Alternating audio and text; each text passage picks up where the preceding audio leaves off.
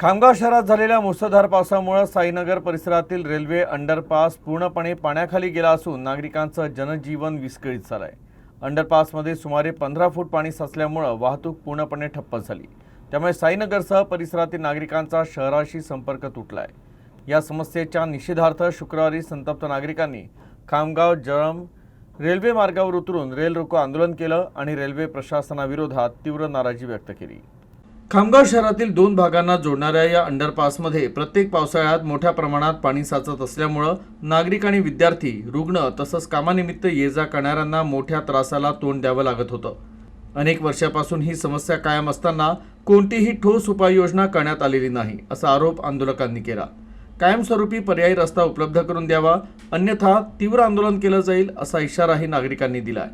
Rail रोको आंदोलनाची माहिती मिळताच रेल्वे प्रशासन, महसूल विभाग, स्थानिक प्रशासन आणि पोलीस अधिकारी घटनास्थळी दाखल झाले।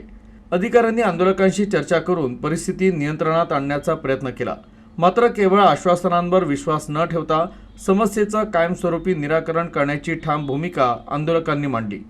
या आंदोलनामुळे काही वेळ खामगाव जळंब रेल्वे मार्गावरील रेल्वे वाहतुकीवर परिणाम झाला।